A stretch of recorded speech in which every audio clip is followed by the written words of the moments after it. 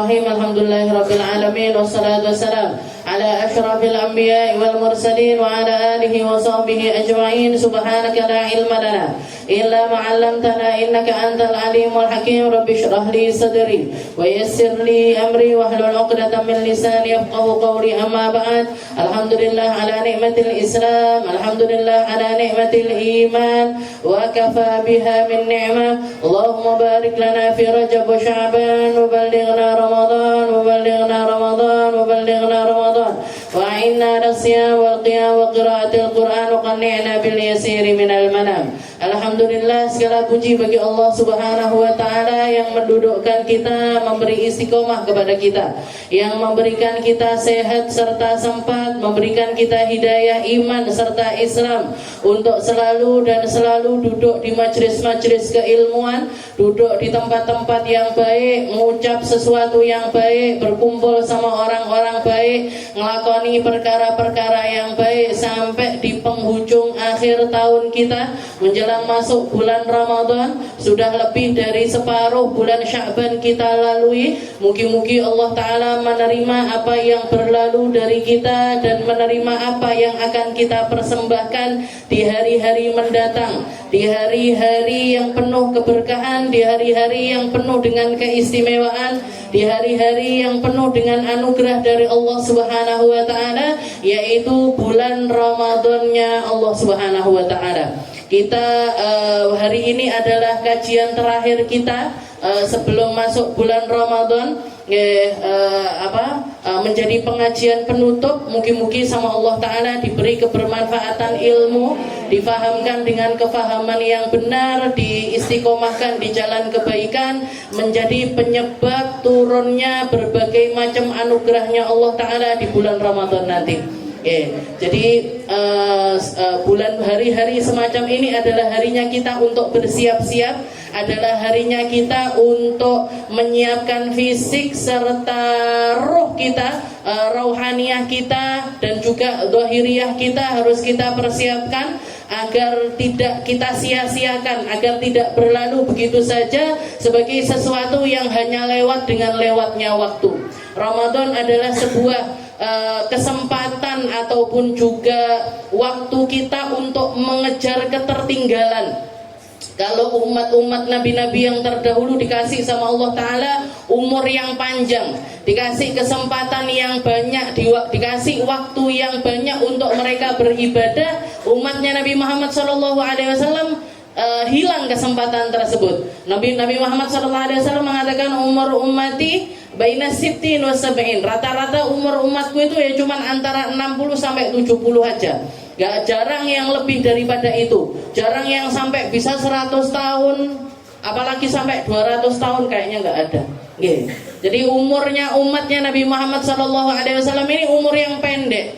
Tapi Allah Ta'ala memberikan banyak keistimewaan berkah dari Nabi Muhammad SAW. Makanya Sahibul Burdah mengatakan bi akrami busyra lana ma'syaral islami inna lana minal inayati ruknan ghaira munhadimi lamma da'allahu da'ina li ta'atihi bi akramir rusli kunna akramal umami. Jadi katanya Imam Al-Busiri bi akramir rusli kunna akramal umami. Karena berkat dari sebaik-baiknya Rasul, kita ini jadi sebaik-baik umat. Kalau bukan karena Nabi Muhammad SAW, sholat kita nggak dilipat gandakan pahalanya. Kalau bukan karena Nabi Muhammad SAW, puasa kita hanya dianggap puasa satu hari puasa, ya satu hari puasa pahalanya. Kalau bukan karena berkat dari Nabi Muhammad SAW, umur umat ini ya setara dengan umur manusia pada umumnya. Umatnya Nabi Allah Nuh dikasih sama Allah Ta'ala umur sampai 1000 tahun. Makanya ketika ada seorang ibu-ibu punya anak laki-laki, umurnya sekitar 300 atau 400-an tahun, belum sempat nikahkan meninggal dunia, umurnya 400-300 tahun jomblo. Jadi sek jomblo umur 20-an, 30-an santai aja. Ini 300-400 tahun, bayangkan jomblonya. Ini umatnya Nabi Allah Nuh. Nggih, jomblo sampai umur 300-400-an. Ibunya belum sempat nikahkan anaknya meninggal dunia. Nangis kejer. Nggih, nangis luar biasa. Nggih, seperti ibu pada umumnya. Nggih, istilahnya ditinggal wafat anaknya. Nggih, ini adalah sebuah musibah yang luar biasa besar. Didatangi sama Nabi Allah Nuh. Nggih, karena perempuan ini adalah perempuan yang beriman. Perempuan ini adalah perempuan yang termasuk dari sedikitnya umatnya Nabi Allah Nuh, maka ditenangkan sama Nabi Allah Nuh. Nggih, wahai ibu, jangan kamu bersedih. Nggih, di sana ada satu umat. Di sana ada satu kelompok manusia. Di sana ada satu golongan manusia dikasih waktu hidup sama Allah Ta'ala, kesempatan untuk bersama-sama dengan anaknya ini nggak sampai 40-50 tahun. Nggak sampai mereka dikasih umur sama Allah Ta'ala itu rata-rata antara 60-70 tahun. Mereka berkumpul sama anak-anaknya itu hanya dalam waktu yang sangat singkat sekali. Maka ketika mendengar hiburan yang semacam itu dari Nabi Allah Nuh, maka perempuan itu langsung mengusap air matanya sambil mengatakan, ya wahai Nabi Allah Nuh, kalau gitu umat itu apa ya sempat bangun rumah, sempat apa ya sempat iri-irian sama orang, ya sempat apa ya sempat tukaran, ya sempat. Terus ngibadahi kapan? Terus ibadahnya mereka kapan? Lek tukaran panggah sempet, nggih. Bangun omah dhuwur-dhuwur panggah sempet, nggih. Kerja banting tulang sampai lupa segalanya, sik sempet. Senggol-senggolan karo uang sik sempet, nggih. Nyinyir-nyinyiran.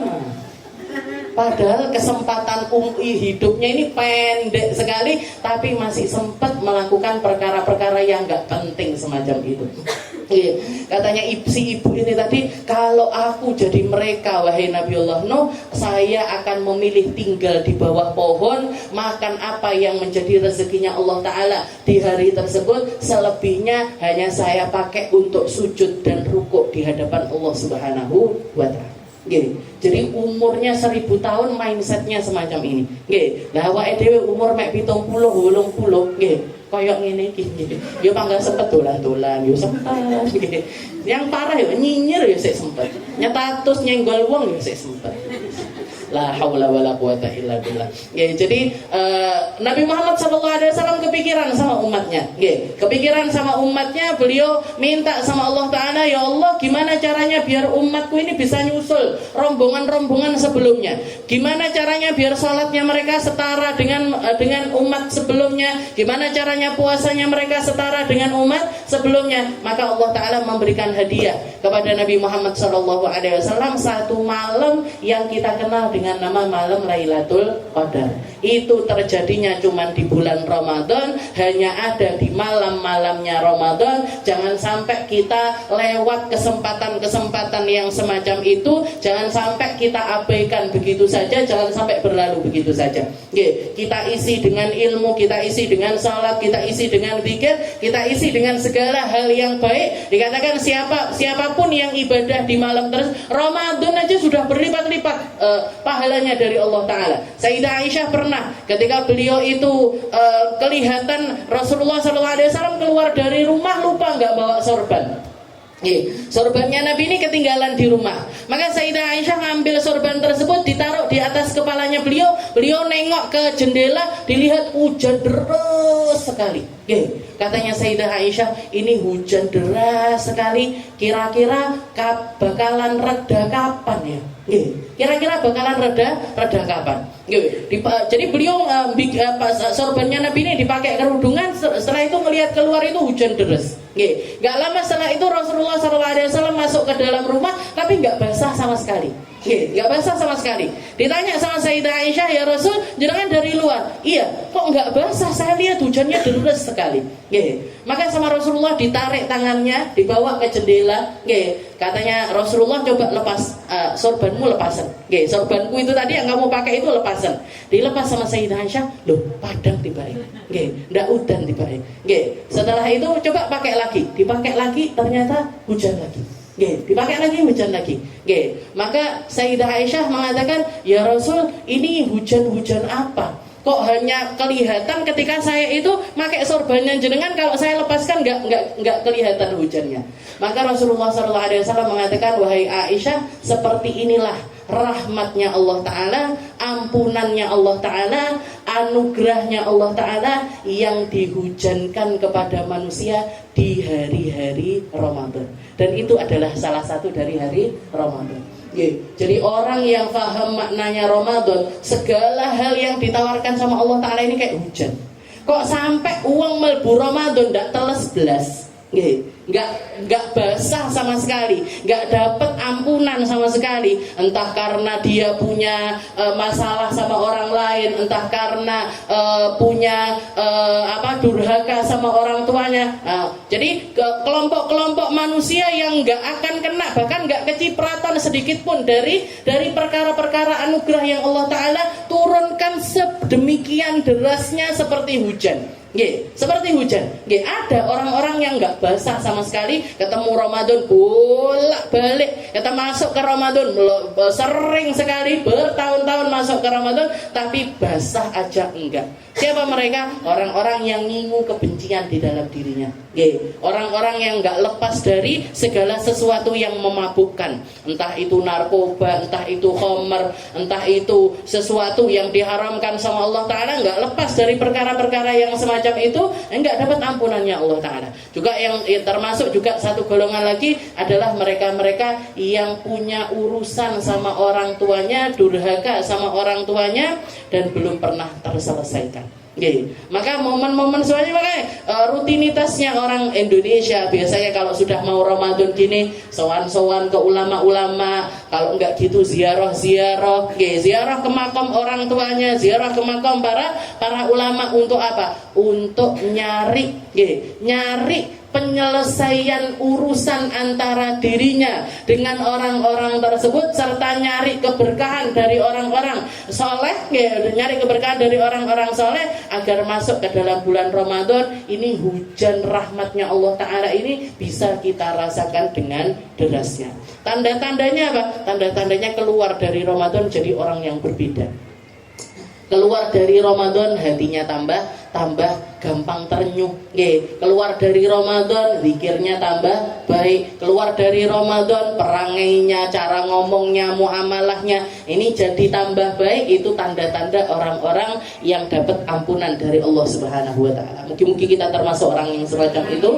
Mungkin berkah dari apa yang kita lakukan setiap Rabu malam di tempat ini menjadi persaksian baik di sisi Allah Ta'ala, menjadi persaksian di hadapan Nabi Muhammad SAW bahwasanya kita adalah orang yang berusaha, bahwasanya kita adalah orang yang pengen, bahwasanya kita adalah orang yang mencari segala sesuatu yang datang dari Allah Ta'ala lewat lisan mulia Nabi kita Nabi Muhammad SAW. Dan tetap kita akan istiqomahkan untuk ngaji kitabnya dari kitab Wasailul Wusul ila Syamailir Rasul ila Anqal qala al-muallif rahimahullahu ta'ala wa nafa'ana bi ulumi fid dharain amin. Wa kana sallallahu alaihi wasallam. Dari kita masih ada di dalam bab yang membahas tentang pakaian, yang membahas tentang penutupan aurat, yang membahas tentang bagaimana seorang manusia itu harus selalu punya rasa malu. Jadi malu itu al-haya'u minal iman. Dikatakan oleh Rasulullah sallallahu alaihi wasallam, inna lillahi, sesungguhnya Allah Ta'ala itu untuk jalan kebaikan itu ada lebih dari 70 cabang keimanan. 70 cabang keimanan itu ada macam-macam. Kita mau nyari jalan menuju Allah, mau nyari jalan menuju surganya Allah Ta'ala lewat setiap perkara-perkara yang baik itu boleh. Ada orang pengen masuk surga lewat jalur puasa, monggo. Pengen masuk surga lewat jalur sedekah, monggo. Masuk surga lewat jalur ilmu, lewat jalur bangun malam, lewat jalur taat sama suami. Nah, jalur macam-macam, ada banyak. Makanya jangan pernah meremehkan setiap orang karena kita nggak tahu kebaikan apa yang dia lakukan. Nggih, jangan pernah memandang rendah kepada siapapun karena kita nggak tahu, nggih, barangkali amal kebaikan yang ada pada diri hamba tersebut lebih dilirik sama Allah Ta'ala ketimbang apa yang ada pada diri kita. Nggih, husnudon sama semua orang adalah cara kita untuk belajar husnudon kepada Allah Subhanahu wa Ta'ala. Dan orang nggak bisa, nggih, sebagaimana man la yashkurin nas lam yashkurillah. Barang siapa yang nggak bisa terima kasih sama manusia, nggak akan bisa terima kasih kepada Allah Ta'ala. Begitu juga dengan keikhlasan, kesabaran dan lain. Orang yang nggak bisa tulus sama manusia, sulit untuk bisa tulus sama Allah Ta'ala. Orang yang nggak bisa husnudon sama manusia, sulit untuk bisa husnudon sama Allah. Jadi hamba Allah Ta'ala yang kelihatan ini jadi wasilahnya kita untuk nyari jalan menuju Allah, siapapun mereka. Jadi salah satu hal yang harus ada di dalam Nabi Muhammad SAW setelah itu mengatakan wal haya'u minal iman. Dan rasa malu itu termasuk adalah min syu'abil iman, termasuk cabangnya keimanan. Termasuk cabang. Jadi nutup aurat ini fungsinya apa? Kita nutupi apa yang kurang-kurang dari kita. Apa yang gak pantas untuk terlihat sama manusia, apa yang gak pas untuk dilihat sama manusia. Bahkan kalau sesuatu itu kita memilih untuk membukanya, akan jadi omongannya manusia. Jadi orang kalau apa yang harusnya ditutupi ini dia gak memilih untuk menutupi, setelah itu ada orang-orang yang mengatakan hal buruk kepada orang tersebut, jangan salahkan siapa-siapa, kamu sendiri yang ngumbar itu. Gak pengen rumah tangga kita diusik sama orang, tapi kita pamer terus ning media sosial. Iki omahku, iki jedingku, iki kamarku, iki koleksi kelambiku. Habis itu ada yang julitin. Oh, kelambi elek-elek ayo dipamer nih. Pamer anak-anaknya. Emangnya kamu aja yang punya anak. Kan omongannya orang ini nggak pernah lepas. Kita mau jadi orang kayak apa aja nggak akan pernah lepas dari omongannya manusia. Imam Syafi'i sudah membuktikan hal tersebut. Sampai beliau punya kalimat yang paling fenomenal yang banyak dijadikan prinsip banyak manusia. Katanya Imam Syafi'i, man hamma kalaman nas matahamman. Orang yang reken omongannya orang, matine sumpek. Matine mesti dalam keadaan gak enak hati. Matinya pasti dalam keadaan bawa kekhawatiran yang berlebihan di dalam diri hamba tersebut. Katanya Imam Syafi'i, kenapa wahai Imam kok bisa seperti itu? Kenapa? Katanya Imam Syafi'i, saya pernah bawa kendaraan, bawa keledai. Keledai itu kan nggak terlalu besar, nggak seperti kuda. Beliau membawa keledai, anaknya disuruh naik, beliau yang nuntun. Jadi anaknya disuruh naik ke keledai, beliaunya nuntun keledainya. Katanya orang-orang, ketika lewat satu kampung, orang-orang kampung situ mengatakan, bapak nggak tahu diri, anak anak nggak tahu diri, bapak dikongkon nuntun, numpak. Akhirnya katanya Imam Syafi'i, turun nak, saya aja yang naik, kamu yang nuntun. Lewat lagi, ketemu sama orang-orang. Katanya orang-orang, apa? Bapak, bapak orang genah, anak sik cilik dikongkon nuntun. Anak sik cilik dikongkon nuntun, salah nih, gitu. Akhirnya katanya Imam Syafi'i, naik aja bareng-bareng. Dinaiki keledai satu itu dinaiki orang dua. Lewat lagi, ketemu orang lagi ngomong, wong gak genah, keledai cilik ditumpaki wong loro. Akhirnya turun dua-duanya, nuntun dua-duanya. Masih ada yang ngomong, duwe kendaraan ora ditumpaki. Salah kabeh pokoknya. Jadi omongannya orang, semua orang nggak pernah lepas dari. Kita mau baik, kita mau nggak baik, nggak jadi omongannya orang. Kita mau bener, kita mau nggak bener, tetap jadi omongannya orang. Makanya katanya Imam Syafi'i, man hamma kalaman nas matahamman. Nggih. Jadi orang yang ngereken omongannya orang itu matine sumpek mesti. Nggih. Nanti ndak usah tak ngereken, Bu. Nggih. Jadi kalau ada orang selama kita nggak salah, selama kita ngambil prinsip dari Nabi Muhammad, ngambil prinsip dari para solihin, ngambil prinsip dari ulama-ulama kita, nggak usah ngereken apapun yang diucapkan sama manusia. Oke, jadi pakai pakaian atau baju yang kita kenakan itu fungsinya untuk nutupi aib dohir kita. Oke, fungsi utamanya adalah untuk nutupi aib dohir kita. Dengan harapan dengan kita memiliki rasa malu untuk menampakkan apa yang tampak dari fisik kita, maka kita juga dianugerahi sama Allah Ta'ala rasa malu dohiriyah. Rasa malu batin. Orang bisa nggak maksiat, salah satu alasan utamanya karena malu. Opo jari uang, apa katanya orang kalau misalkan saya itu melakukan yang semacam ini. Apa katanya orang kalau saya berkelakuan begini.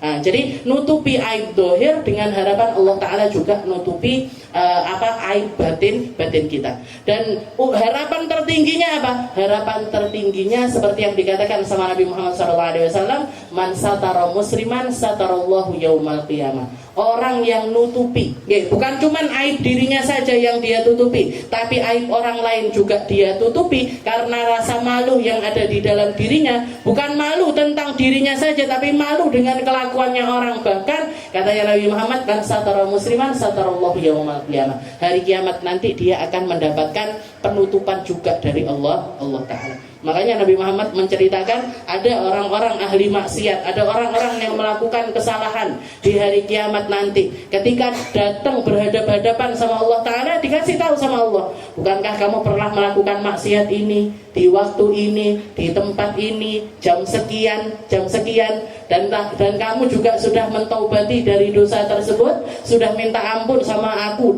dari dosa tersebut, dan kamu menutupi aib tersebut dari orang lain. Maka hamba tersebut hanya bisa mengatakan, bala ya Rabb, nggih Gusti, ya saya pernah gitu. Maka Allah Ta'ala mengatakan, sebagaimana kamu di dunia saya tutupi aibmu, maka sekarang juga saya tutupi aibmu. Jadi di dunia seumur hidupnya disimpan rapat-rapat. Jadi aib, kesalahan, dosa itu bukan sesuatu yang pantas untuk diumbar, bukan sesuatu yang pantas untuk dipamerkan, bukan sesuatu yang pantas untuk dilihat sama orang lain.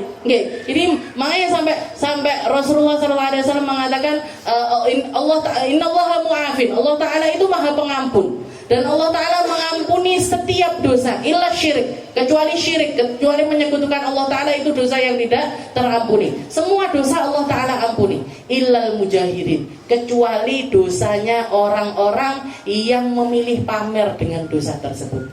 Wes ditutupi sama Allah Ta'ala di dunia, tapi justru lisannya sendiri yang buka. Justru dia sendiri yang cerita sama orang, justru dia sendiri yang buka aib-aib kesalahan rumah tangganya, keluarganya, apa yang dia lakukan, dan malah justru dia sendiri yang mengungkapkan hal tersebut. Sehingga apa? Sehingga Allah Ta'ala nggak punya alasan untuk bisa mengampuni dia ketika ada orang lain yang menuntut hal tersebut. Ya Allah, katanya dia dulu pernah melakukan dosa ini dan ini.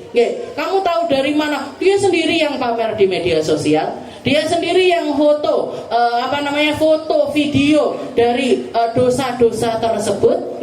Maka Allah Ta'ala nggak bisa mengampuni hamba tersebut karena dia mengumbarnya ke khalayak ramai. Nanti lek duwe dosa disimpen ae. Kalau punya kesalahan itu jangan diceritakan ke siapa-siapa. Jangan bikin persaksian buruk atas diri kita. Jangan bikin persaksian nggak benar di hadapan orang lain atas kesalahan. Cukup kalau misalkan kita salah, kita minta ampun sama Allah Ta'ala, kita taubat, kita nggak mengulangi dari dosa-dosa tersebut. Itu adalah cara terbaik untuk nyari jalan pertaubatan kepada Allah. Jadi kita masih ada di dalam bab tentang pakaian. وعن حذيفة بن اليمان رضي الله تعالى عنهما قال أخذ رسول الله صلى الله عليه وسلم بعضلة ساقي فقال هذا موضع الإزار فإن أبيت فأسفل فإن أبيت فلا حق للإزار في الكعبين. Jadi salah satu hadis yang banyak diriwayatkan tentang perkara sarung. Untuk laki-laki itu sarung atau pakaian, gamis kah, celana kah, sarung kah, itu paling afdolnya diangkat. Sampai ke atasnya Ka'bain, sampai ke atasnya mata kaki, sampai ke atasnya mata kaki. Rasulullah banyak mewanti-wanti tentang hal tersebut karena memang identitas, istilahnya gini, zaman dulu, zamannya Rasulullah SAW, orang mau punya kain itu sulit, apalagi sampai punya pakaian, apalagi sampai bisa mengoleksi banyak pakaian. Sehingga salah satu identitasnya orang kaya, salah satu identitasnya orang berduit itu yang longgar pakaiannya, yang panjang pakaiannya. Makanya kalau kita ngelihat bajunya princess, bajunya raja-raja, ratu-ratu, itu kan didawakne sampai kalau orang Indonesia paling pas mantenan kan duwowo sampai ke belakang-belakang. Nah, itu kenapa kok bikin karena itu adalah simbol dari kelonggaran berpakaian, yang artinya duitnya itu lancar.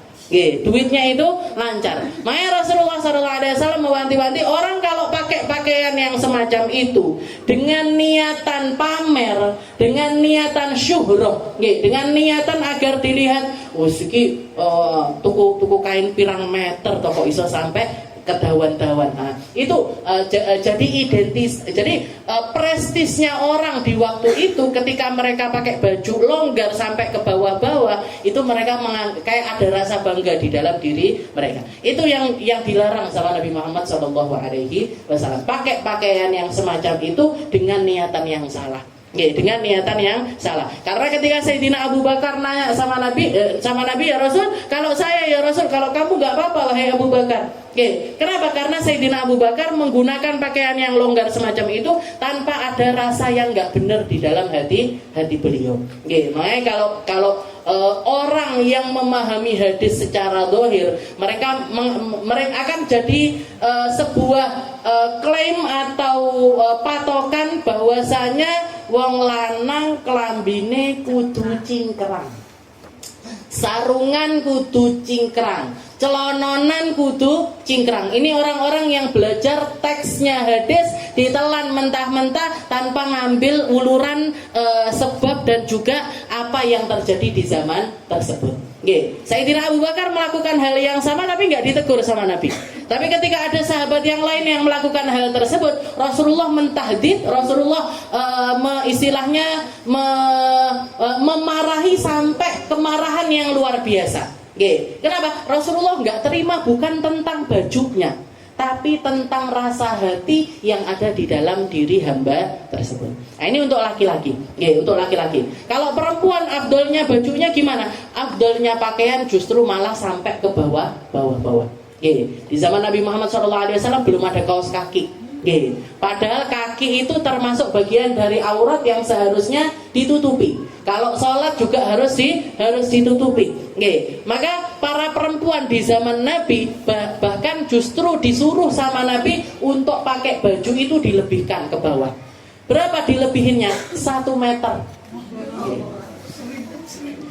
Serimpet lah itu. Nah, ini kenapa? Karena alasannya adalah di saat itu belum ada alternatif untuk nutupi bagian kaki dengan cara yang lebih simple. Nah, maka Rasulullah nyuruh para perempuan itu untuk melonggarkan pakaiannya, dipanjangkan bajunya itu sampai dilebihkan 1 meter.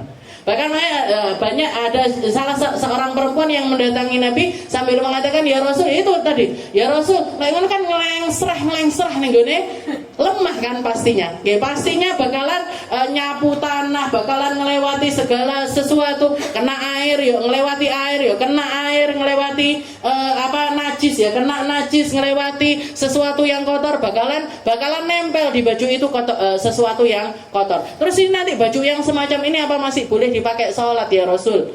Kalau kita para perempuan pakai baju longgar sampai panjang semacam itu nanti apa masih bisa dipakai sholat? Maka Rasulullah SAW mengatakan yutohirhu ma ba'du. Bajumu kalau misalkan kena najis, yang selanjutnya ini bakalan menyucikan najis tersebut. Maksudnya gini, misalkan di sini ada najis, kita pakai baju, kena, baju ini tadi ngelewati si najis ini tadi. Setelah itu kan ngelewati jalan yang lainnya, ngelewati jalan yang lainnya. Yang sini kondisi baju kita bersih, di sini baju kita kena najis. Kalau kita kelengserehnya terus-terusan, yang sini, yang tanah yang di sini itu akan menyucikan najis tersebut. Nah, ini caranya Rasulullah SAW di dalam menanggapi hal tersebut. Makanya saya bisa katakan orang Islam itu bersihan, tapi enggak was-was. Orang Islam itu beribadah dengan tohur, miftahus sholah at-tohur. Katanya Nabi, kuncinya sholat itu ada di dalam toharohnya dia. Mandinya benar apa enggak, ceboknya benar apa enggak, wudunya benar apa enggak. Itu kunci keabsahan dari sholatnya seseorang. Makanya ilmu wudu, ilmu cebok, ilmu bersihkan najis dan lain sebagainya itu termasuk ilmu wajib yang harus kita pahami secara betul.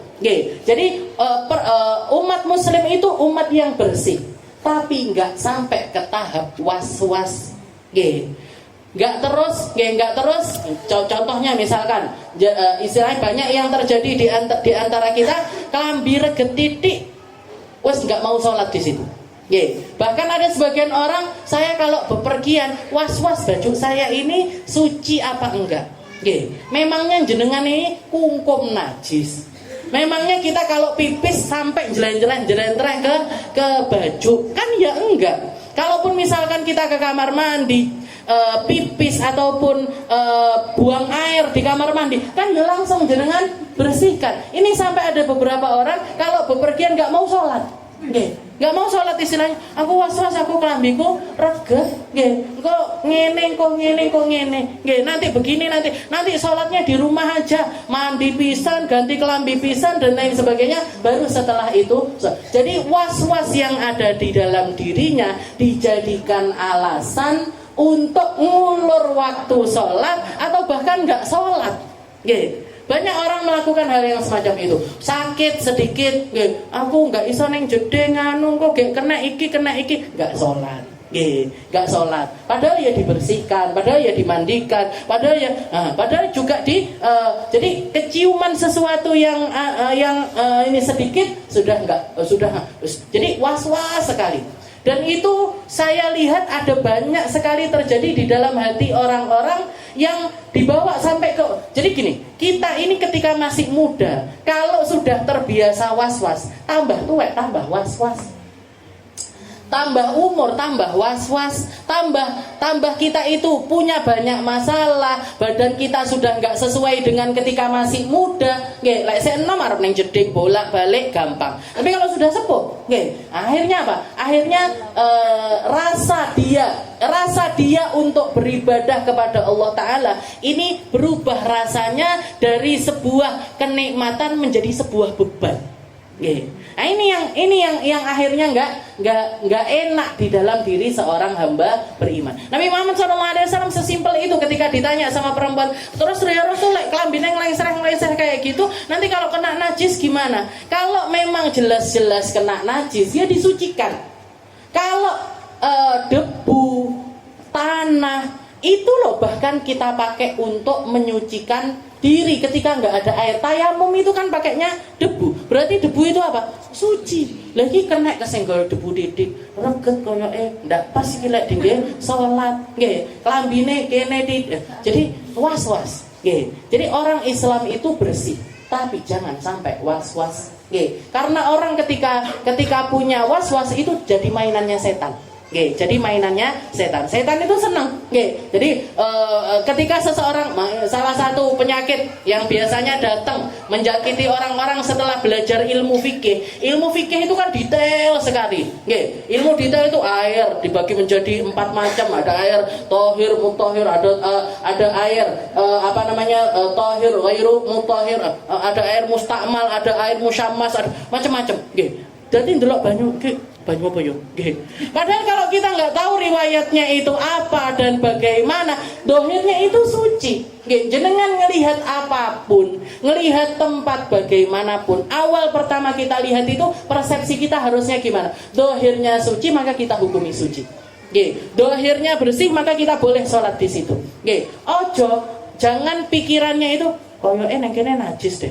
Koyoke nang kono enggak resik deh. Koyoke. Nggih. Akhirnya itu jadi mainannya setan. Setan itu seperti itu. Nggih, makanya orang kalau sudah kena was-was ini sangat-sangat merepotkan dirinya sendiri. Nggih. Takbir mau sholat aja Allahu Akbar. Itu enggak barbar. Allah. Kayaknya lahul jalalahnya kurang. Allah. Angel wis. Saya pernah istilahnya di pondok itu kalau orang yang was-was gak dijadikan imam. Kenapa? Enggak barbar sholat. Enggak barbar sholat. Nanti sholat 2 rakaat mang wis ini 2 apa 3. Nah, akhirnya sholat zuhur 5 rakaat, 6 rakaat. Mesti kita tondo was-was. Nggih. Bahkan saya nemukan ada orang nggih saking was-wasnya, setiap kali nyuci baju, nggih, nyuci dijemur diinteni sampai garing. Diinteni sampai garing. Kenapa katanya dia? Takut kena burung, takut kesenggol orang, takut kena air hujan. Jadi dia jemur habis itu beres hujan. Hujan itu loh air dari langit. Mau najis dari mana coba? Nggih. Tohir mutahhir itu air hujan itu. Nggih. Dia kena bajunya ini kena air hujan, diumbah neh. Nggih. Diumbah neh, dipepe neh, dienteni neh. Nauzubillahi min dzalik. Nah, ini orang yang kena waswas. Jadi kalau laki-laki itu paling afdolnya ngangkat baju. Tapi kalau perempuan justru malah melebarkan atau nurunkan bajunya ini sampai ke bawah. Nggih. Kalau jenengan merasa nggak praktis, ya pokoknya pakai kaos kaki atau gimana caranya nutupi bagian kaki. Wa kana sallallahu alaihi wasallam idza sajada thawban sammahu bismi khamisan aw imamatan aw ridaan thumma yaqul Allahumma lakal hamdu anta kasautani as'aluka min khairi wa khairu ma suni'a lah wa a'udzubika min syarri wa syarri ma suni'a lah. Ini hadis diriwayatkan oleh Abu Sa'id Al-Khudri. Abu Sa'id Al-Khudri itu termasuk salah satu sahabat yang paling banyak meriwayatkan hadis. Sayyidina Abu Hurairah, Abu Sa'id Al-Khudri, Anas bin Malik, Abdullah bin Abbas, Abdullah bin Umar. Nah, itu yang perempuan, dari kalangan perempuan Sayyidah Aisyah. Nah, itu termasuk orang-orang yang paling banyak meriwayatkan hadis. Lebih dari 1000 hadis mereka riwayatkan. Dan untuk Sayyidah Aisyah utamanya itu paling banyaknya adalah tentang permasalahan rumah tangga. Caranya mandi, caranya wudu, cara orang istihadah, tentang keperempuanan dan lain sebagainya. Itu banyak riwayat dari Sayyidah Aisyah. Nah, ini hadis riwayat dari Abu Sa'id Al-Khudri. Wa kana sallallahu alaihi wasallam idza sajadda thawban sammahu bismi. Rasulullah itu kalau punya baju baru, entah itu beli atau dikasih orang, pokoknya punya pakaian yang baru, sammahu bismi, beliau ucapkan bismillah. Jadi diwacani dhisik, diperlakukan secara istimewa, istilahnya dibaca-bacain bajunya itu dengan nama Allah Subhanahu wa Ta'ala. Ada yang mengatakan maksudnya sammahu bismi adalah Nabi Muhammad itu suka ngasih nama kepada setiap bendanya beliau. Beliau punya imamah, dikasih nama Sahab sama Nabi. Punya imamah, dikasih nama Sahab.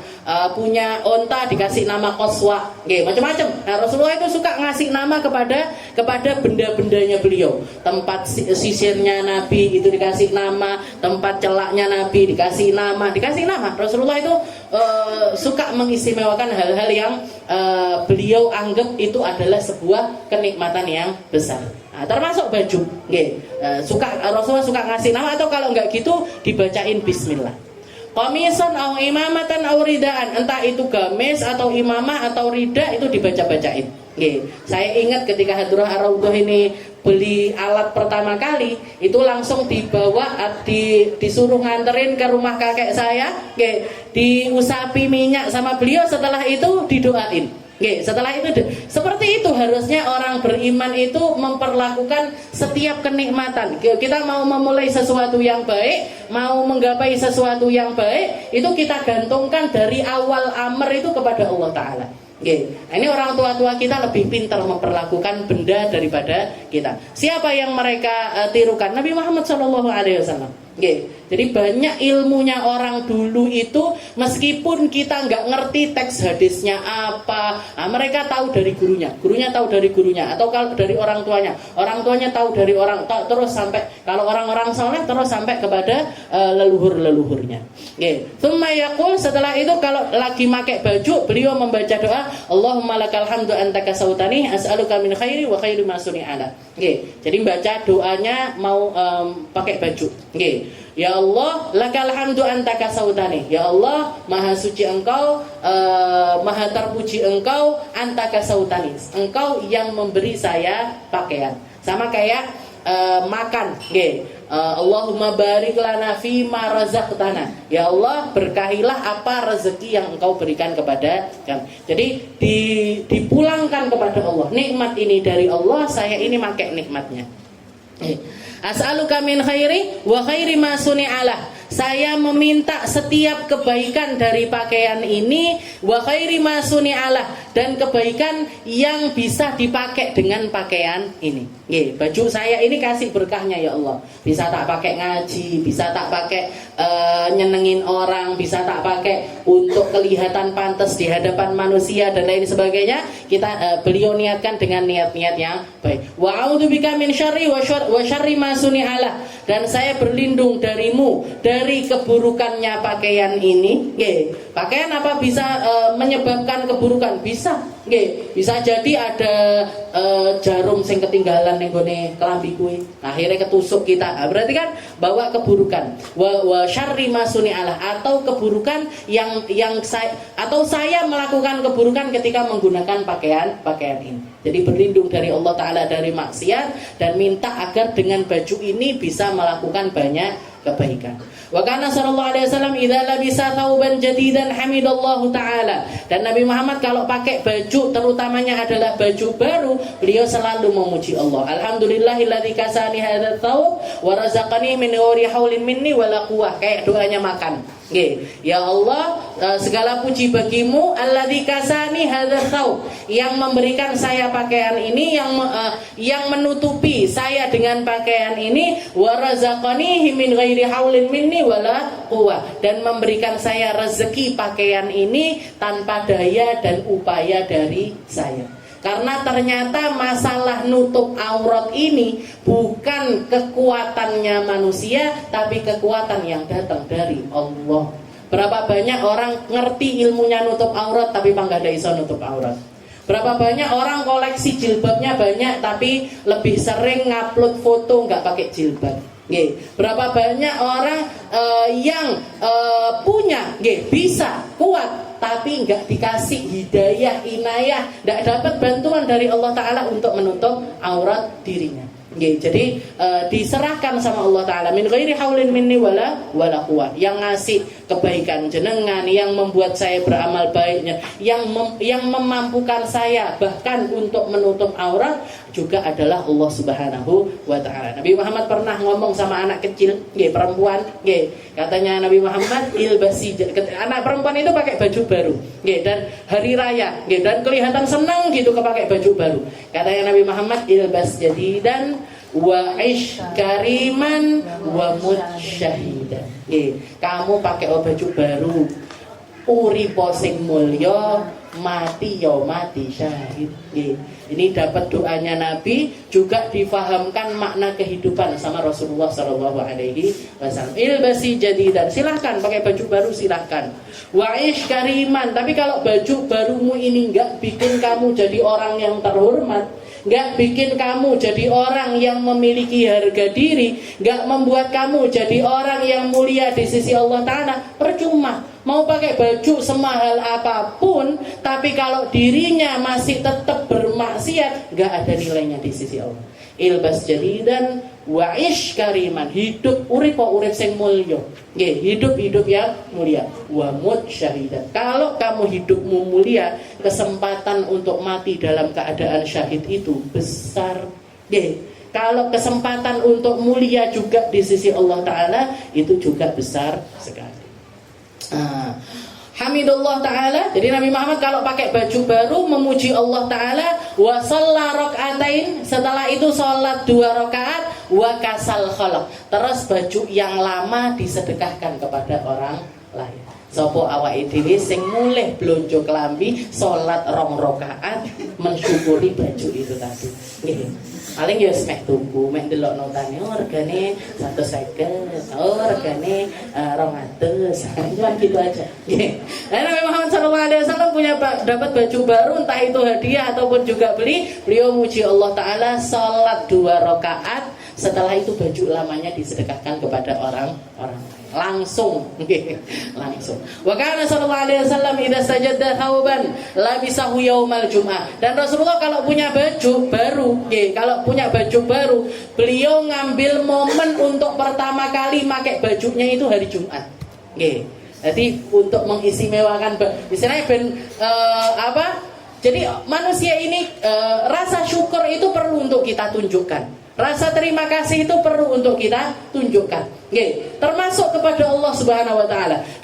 Dan setiap hamba, bahkan kita kalau melihat orang lain, kita ngasih hadiah ke orang terus ditunjukkan, oh hadiahku digawe, hadiahku ternyata bermanfaat, kan senang yang ngasih. Nah begitu juga dengan Allah Ta'ala. Makanya salah satu adabnya orang kalau bepergian, lebih baik qashar jamak daripada nggak qashar nggak jamak. Nggak jamak, nggak qashar. Kenapa? Karena itu semacam hadiah dari Allah Ta'ala. Rukhsah itu termasuk hadiah dari Allah. Jangan berangkat ke Surabaya, perjalanan sudah di atas 84 km. Kena piye duhur asare di jamak apa ndak? Jamak aja. Jamak aja. Kenapa? Jamak qashar digabung, salatnya jadi dua-dua, yang 4 rakaat jadi dua-dua. Nah, itu termasuk hadiahnya Allah Ta'ala. Dan Allah Ta'ala ketika ngasih hadiah juga paling senang kalau hadiahnya itu dimanfaatkan. Hadiahnya itu dimanfaatkan. Nabi Muhammad SAW paling pintar menunjukkan ekspresi syukurnya kepada Allah Ta'ala. Jadi idza sajada thawban labisahu yaumal. Kalau punya baju baru makainya hari Jumat. Berarti ngenteni hari Jumat nganti baru dipakai. Apalagi kalau Nabi dipakai kan berarti dipakai khutbah Jumat. Dipakai ngimami sholat Jumat.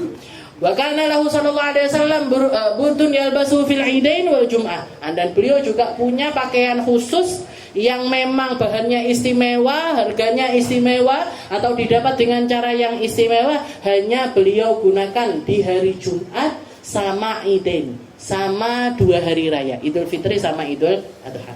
Bahkan Rasulullah SAW yalbasu burdan hamra fi kulli id. Rasulullah punya ini baju istimewanya Nabi itu burdatan hamra fi kulli id.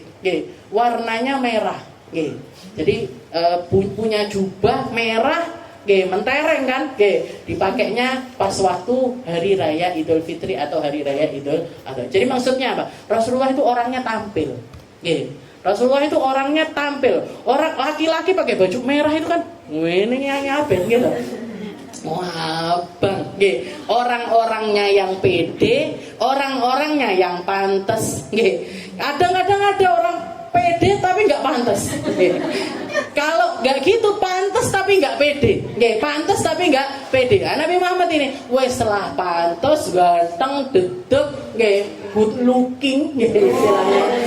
Kabeh wong seneng delok Nabi, habis itu mantes-mantesin lagi. Pakai baju yang bagus, pakai baju yang istimewa. Makanya sampai di dalam tiba kan sampai mara'aitu min limmatin sauda fi hullatin hamra ahsana min Rasulullah SAW. Saya nggak pernah ngelihat ada orang pakai baju hitam atau pakai baju merah terang, yang lebih pantas makainya ketimbang Nabi Muhammad SAW.